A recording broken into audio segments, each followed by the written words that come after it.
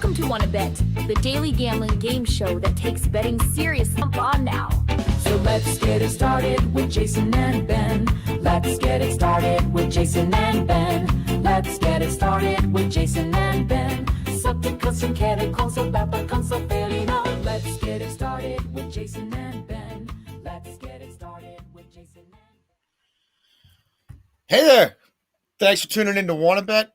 Ben,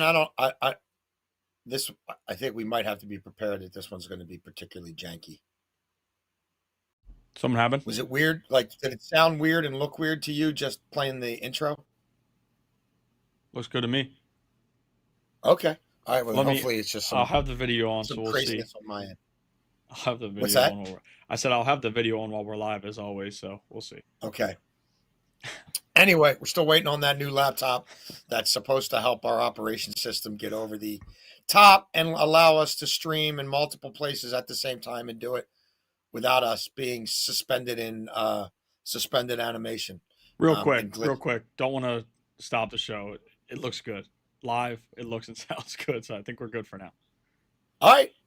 Excellent. Well, that's good news, Beltway Ben. That's good news. Welcome to Wanna Bet. If you're new to the show, we Ben and I are all over the betting markets. We are handicapping pretty much around the clock and trying to come here around noon every Monday or every day, noon Eastern every day, and give you guys the favorite picks that we made since yesterday's show. We do this 7 days a week. First, second, third down, 3 of our favorite plays we've made. Fourth down can be fourth and long-term bets, long shot bets that won't get you paid for a long time, or some fourth and short, quick hitters. First quarter, first half, ways to get you paid quickly in games. And then overtime, football or football, parlays every day. And we show our work here. We keep score. We're fully transparent. How'd it go last night? It wasn't a great night for me. It wasn't a terrible night for me. The parlay in college hoops cleared pretty easy. All those teams covered their regular lines. So we thought about playing it that way.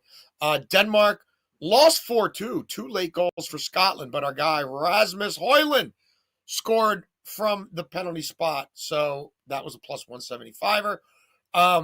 Surprised Towson JMU did not go under. Things got weird at the end of the first half there. And instead of that being about 28 at the half, it ended up 36-36. Towson's defense, the perimeter defense, was I'm sure Pat Scarry, their coach, is pretty pissed off about how poor it was. And Beltway Ben, we're alive in the NHL. The first period, Leafs, Blues over hits. The game over did not hit. I thought we'd get a third period goal that would allow for an empty netter. It did not, but we're alive in the NHL. We did not have to red card that sport from the show yet, so that's good news.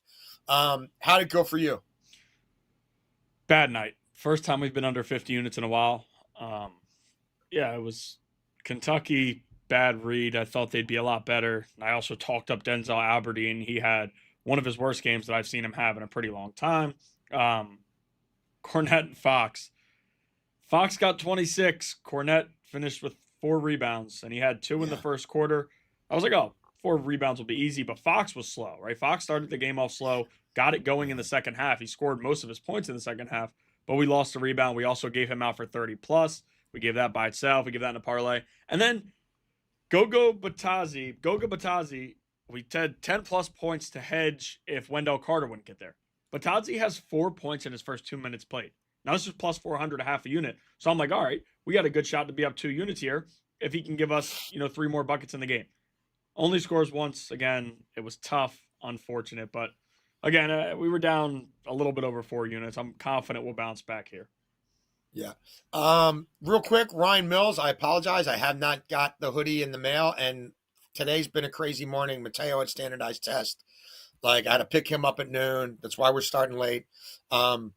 So it's not going to get in the mail today either. Did you make him go to bed early last night? I remember those days. Did Mateo? No. Good. No, my parents never did either. My parents never did either. You're supposed to go to bed early first. I did make sure he had 3 sharpened pencils ready to go. That's good. I'm surprised it's not all computerized. And the best news of all is I bit the lobster yesterday and it didn't bite me back. Right? I mean, I was slightly up. So I'm going to take that as another good sign. I'm creeping towards the 3 lobster. You were up, and NHL play cashed. As bad as I had of a day, you really held us up. Signs of life, which is what we've been looking for. Exactly. All right. First down, we are going back to the hardwoods in college. Another 3-leg parlay. Again, we're playing it pretty conservative here. Give us UConn to win at home on campus against Arizona, not a neutral site game. Give us Duquesne to win at home against Loyola of Maryland. And give us Ohio to win at home against Bethune-Cookman. Look, UConn is 48-4 at home since the start of the 2022 season. UConn is 46-5 against non-conference opponents since the start of the 22 season. They've also been a dominant, one of the elite against the spread teams out of conference, going back basically Hurley's entire tenure. It'll be nuts there tonight. Arizona's had to travel a lot already, but it's been kind of neutral site stuff. Arizona coming across the country. Do I think UConn covers? I do. We're just taking them to win. Look, Loyola of Maryland, you and I have some friends in the local basketball community who know these local programs here in the Baltimore area really well. Not hearing great things about Loyola right now and where they are in year 2 under their coach. I saw them play against Towson. That's a tough opponent for them, but it begs some questions. And I think this is a tough spot for them against Duquesne. I think Duquesne covers. We're just taking Duquesne to win. And then Bethune-Cookman is just not a very good basketball team. And Ohio is pretty solid. We like what we've seen of them. I think they win this game by double digits, even though the line has been creeping in the other direction. So those 3 teams to win on the money line, plus 130 for the Spotifyers and the Apple Bottoms. I will say, Ben, I played around with something. I didn't get home on it. Maybe it likes your whistle out there. I wanted to get at least 20-1 on this, and I couldn't quite get it there. But I did think about Duquesne laying 17.5. Ohio laying 8.5. Chattanooga laying 14.5. And UMBC getting 24.5. But I'm also not having great luck right now. So it is something I've thought long and hard about.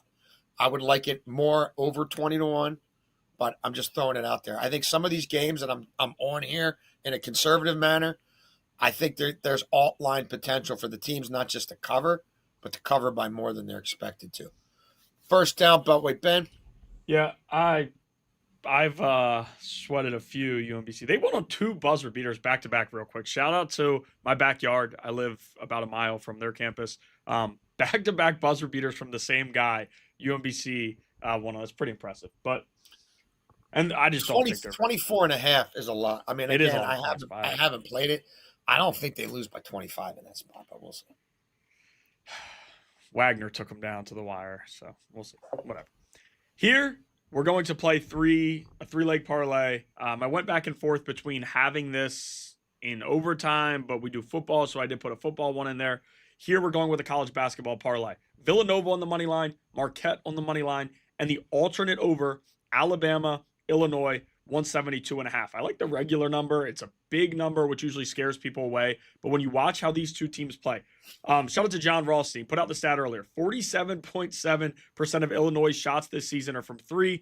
And then for Alabama, it's 51.2. Both teams are chucking the ball. Now, Big Z might be out tonight. He's a stretch big. His brother, Tomislav, has been out a bunch. He's game time decision. I'm not sure what's going to happen there. Whether Tomislav plays or not, there should still be a ton of points scored in this basketball game. 172.5 points is a lot to get over, but when you look at both teams, how they play, for Alabama, it's guards, guards, guards. They love their guards. Those guys can shoot. They can get to the bucket. They get to the free throw line, and they're playing fast under Nate Oates. Another thing under Nate Oates, they don't play much defense. Even in their big win against St. John's, we saw that. Now, they do struggle a little bit inside on the interior. Clough was a big reason Purdue was able to beat them the other night. I lean Alabama here tonight. I just do. I think Alabama is definitely live. I think they're going to win this game. Mm-hmm. I was completely wrong about them to start the year with St. John's, but the more I watch them play, the more I'm thinking this team is pretty legit. In Illinois, it's just they'll win some games. But under would they always underperform in some of these spots? So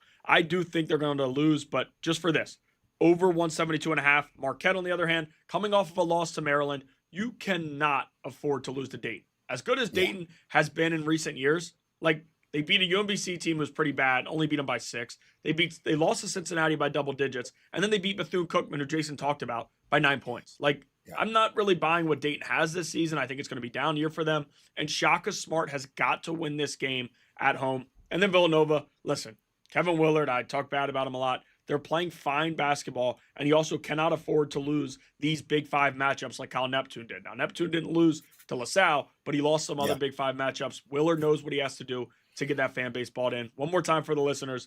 Villanova, Marquette on the money line, and then Alabama versus Illinois, the alternate over 172.5 at plus 115. Excellent. At some point I want to talk to people more about maybe our process when it comes to college hoops, since there's so much inventory and why we land on certain games and our checks and balances and stuff. Might be another topic if we get a new laptop and we start taping some videos. But we don't have time to get to it now because my day's already kind of messed up. NBA parlay, second down. We like our guy Andre Drummond to get a double-double. We like Rudy Gobert to get at least 10 rebounds, and we like the Timberwolves to score at least 119 points against the lowly Wizards tonight. That'll get you plus 218. Look, since Embiid went down, there's 4 straight double-doubles for Drummond. They're setting, like, his rebound total's approaching 14 in this Beltway bet. Like, it's up to 13.5 almost everywhere. Like, we just need 10 here to get through. He has 6 straight games with 3 or more offensive rebounds. I think he can push Pirtle around. I like Yertle the Turtle Pirtle. I like him a lot. If you're an old school Red Hot Chili Peppers fan, Yertle the Turtle, you down with that jam from way before they got popular? And Toronto's got issues on the glass, even with Pirtle. Last time these teams played, that's when Embiid got hurt and Pirtle was out. Drummond grabbed 8 rebounds in 16 minutes. But Toronto's 19th in the league in rebound percentage. They're bottom 8 in the league in keeping people off the offensive glass. That's where Drummond really feasts. He's not up at the top of the key. He's not shooting the ball. He's an old school pivot who's under the basket, waiting for missed shots and cleaning up. He might get 15 rebounds in this game. And as for the points, he'll get fouled. He's got a decent inside game. Like, I think he can get us another double-double. Gobert, for his career, averages 13.3 rebounds per game against the Wizards. Like, he goes off against the Wizards. We've talked about the Wizards and their defensive inefficiencies and problems on this show all year long. They're allowing 14 offensive rebounds per game. That's most in the or second most in the NBA. They're allowing over 36 defensive rebounds per game. That's bottom 3 in the NBA. Their contested rebounding percentage sucks. And just look, this is what Gobert has done against Washington recently in the rebound department. 16, 11, 16, 16, 19, 7. That was in limited role. 19, 11, 12, 13. Like, again, he's faced them a lot in his career. He averages over 13. The 119 points, the Wizards are a bottom 2 defensive team across the board. This team total is at 128 points if you just want to play it regularly. We're taking it down below 119 because it might be a blowout. Because Ant might chuck up a whole bunch of stupid shots against the Wizards because everybody thinks they can make shots from the logo against the Wizards time and time and time again. And they make some of them, but they don't make all of them. So that's how we're playing it. We're also playing Gobert over to hit at least 12 rebounds at plus 123. Again, I just documented. It's a great lineup for a great matchup for them. I think he'll do a lot of damage on the underneath the basket offensively and defensively. Star's having a nice season. The bag man, I don't know. He's been getting pushed around lately. And it's Gobert's had 9+ rebounds in 7 of his last 9, and he eats against the Wizards. So Spotify's Apple Bottoms, there's both your plays. I'll stay in that game here. We're going to play a same game parlay, but instead of Gobert, we are on Julius Randle. I looked at Randle. I looked long and hard at Randle. Yeah. I was looking at his regular line, but just with the blowout potential and how things could go, I took him to 6 because I thought that would be best. Were you looking? I kept hitting refresh and going everywhere to find anybody. Like, they're only giving you props on 4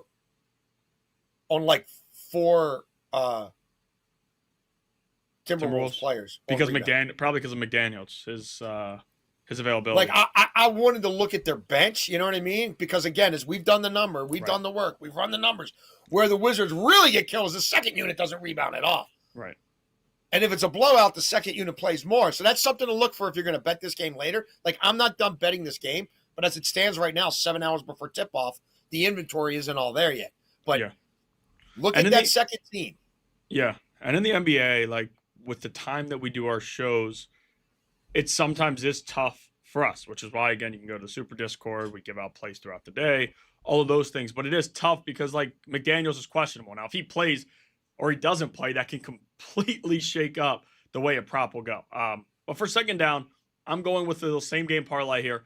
Anthony Edwards, 20-plus points. Julius Randle, 6-plus rebounds. And the Minnesota Timberwolves on the money line at -130. Ant's got 20-plus in 7 of 10. And the one of the 3 that he didn't do it, he played just 5 minutes and had 5 points.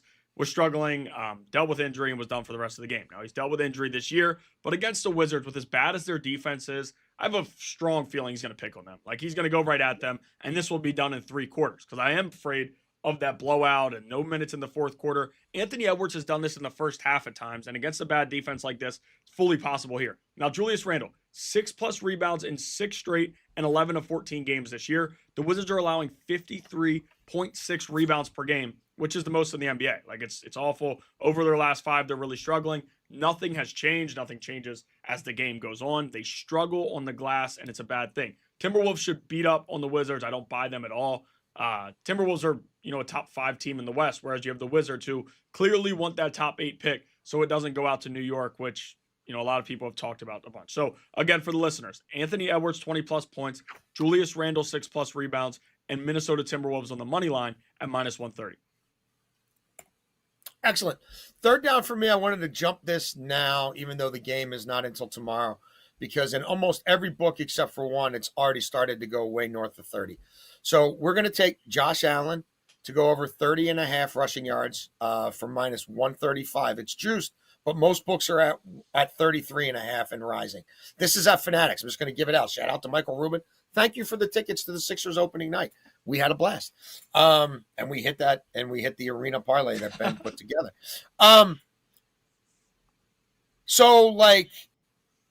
We also like Josh Allen to go over 40 yards rushing in this, and you can get that at Fanatics at where the hell did I play that? I can't read my own handwriting. Was it plus 123, Ben? For 40 and over? Oh, sorry. No, it was plus 149. You can switch over to that one too. Okay, plus 149. So those are at Fanatics. They've got this price better than anybody else. When these occasions happen, when somebody's 3 yards different from everybody else, we're going to jump it. Why do we like this? Houston might be the best defense in the NFL. They're certainly up there. You can't really run on them. You definitely can't throw on them. Number 1 in opposer passer rating this year and since the start of 2024. They've held people to 200 passing yards or less with regularity. They're especially adept at doing that at home. You're struggling to score 17 points on them per game. They're going to try to shorten this game. I don't think Josh Allen's going to get broken plays to Ty Johnson that go for 52-yard touchdowns against these guys. They're going to have to survive by any means necessary. You know what game this reminds me of? Them going to Atlanta a few weeks back and how that played out. How did that play out? Josh Allen was running all over the place. Josh Allen in road games this year, because Buffalo's offense averaged over 30 a game at home. They're down around 23 a game on the road. People take away Cook. They can't beat you deep. Allen's got to run. Allen on the road this year, 4 carries for 31, 3 carries for 7. That's when they were beating Carolina like 40-0 at the half. 6 for 42 and 6 for 59. He tends to run more as the games get more important, and they're fighting for their lives to try to get back into that division race against New England. They also have 9 days off after this game, so plenty of recovery time, and it's really one of the only ways you can sustain drives against Houston is by activating the quarterback. Like, if you don't do that and you've got a quarterback this good at it, you're playing with one hand tied behind your back. So in prime time, he tends to rush more. And I think it would not surprise me, frankly, if he does run for 50 or 60 yards in this game. Third down, we are going to go into that football game as well. And we're going to play Woody Marks. We're playing him 2 different ways. We like Woody Marks over 75.5 rushing yards, and we also, or scrimmage yards, sorry. And then we also like Woody Marks over 57.5 rushing yards by itself. Now the Bills, 52 points. What? You there? No audio. Can't hear me? I can't. I don't hear you. Can you hear me now? Still no? Is this? I think it's on your end. It's on your end. It's me? Yeah. It's on my end? Yeah. The audio is going across the stream.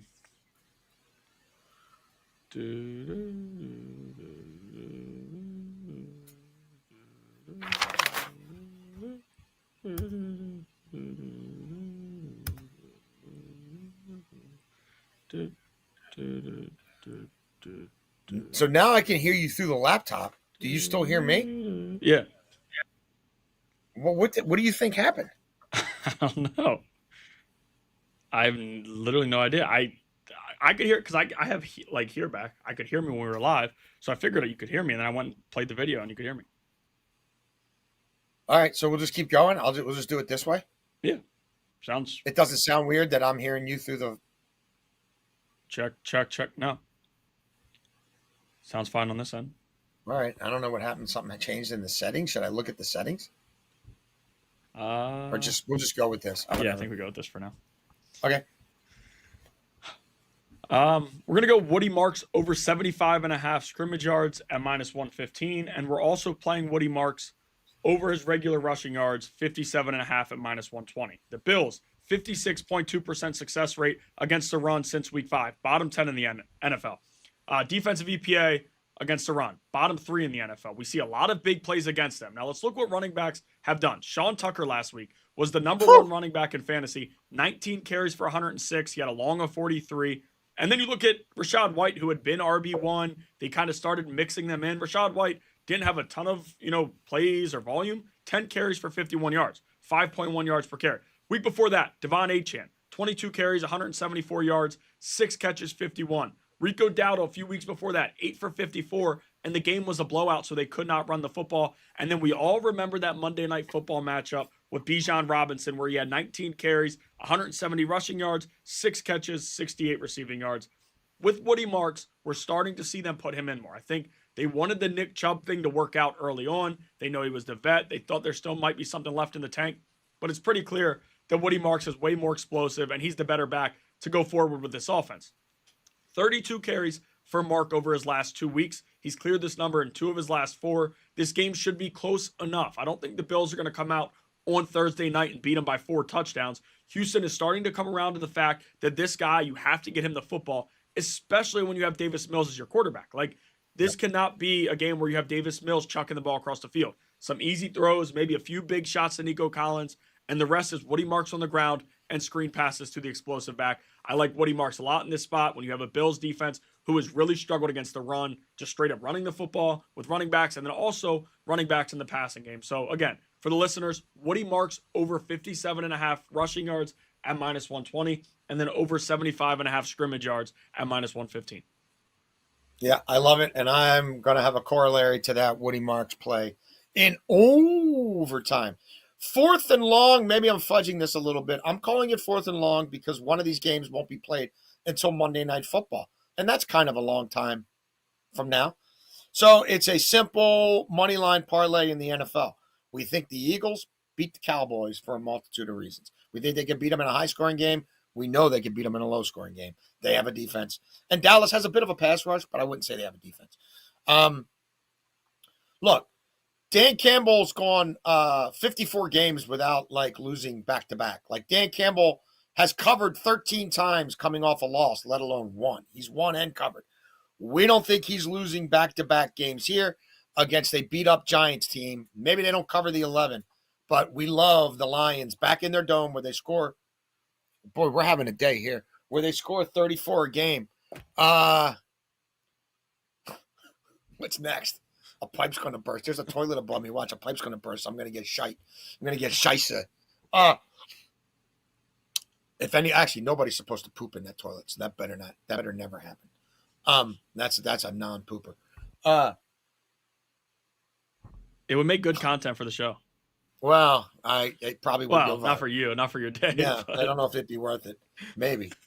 If it got us an endorsement with a plumbing company or something, maybe that would be big bump. Okay. So we covered the Eagles. We covered the Lions. Again, they're at home. They score over 33 a game there. Maybe Dart comes back. Maybe he doesn't. But the Giants defense allowing 5.5 per carry. look for Jahmyr Gibbs to get back on the good foot. New England's playing the Bengals. No Jamar Chase. No defense. New England on extended rest. And what I like about Mike Vrabel, his teams get up to play the Oshlocks of the world. They get up to beat up bad teams. I think Vrabel, much like he had them ready to face the Jets, will have them up for this game. And then Monday night, I don't back San Francisco often, but Purdy looked pretty good coming back. That's a must-win against Carolina. Carolina's one thing at home. It's another on the road. Carolina going cross-country. I think the 49ers win that game. So Eagles, Lions, Patriots, Niners to win, plus 203 for the Spotifyers and the Apple Bottoms. And for all the Mooch-and-Glod bettors. For all the Mooch-and-Glod bettors. There you go. That is good. That is actually... That's great. That is very good. I fully agree. I do like that a lot. By the way, Jaden McDaniels was ruled out while we've been live. I was talking about it earlier. That guy's questionable.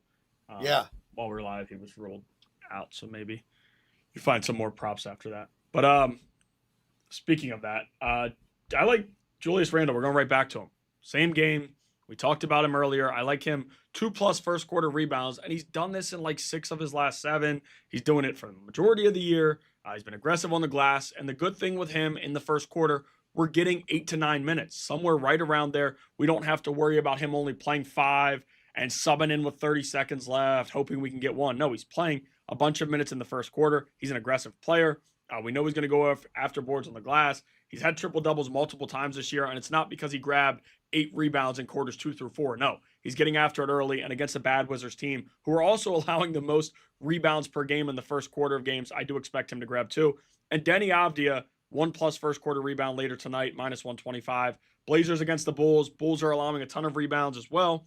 We saw last night the Blazers, they were first game of a back-to-back, did not show well. They pulled Denny pretty early. He should be fresh, ready to go in this one. I think he's going to be aggressive on the glass early enough. Still question mark, like Jeremy Grant, he was illness, put on the injury report like 30 minutes before the game last night, was ruled out. Does he play tonight? I'm not sure. But even if he plays or if he doesn't play, I do think Denny will grab 1+ first quarter board, which he's done in 4 of his last 5. Again, listeners, Julius Randle 2+ first quarter rebounds and Denny Avdia 1+ first quarter rebound at minus 125.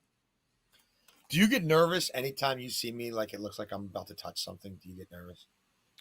No, the only time I get nervous is if I'm looking at the screen and I see it looks like you're paused. And then I'm like, oh no. But then I see you move. I'm like, all right, we're good. It's like there's a part of me that wants to like figure out why, you know what I mean? Why I lost all the audio.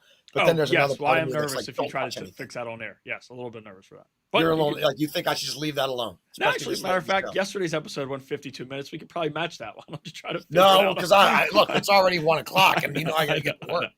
I know. Big Orioles trade, Mike Elias, you clown. I like Taylor Ward.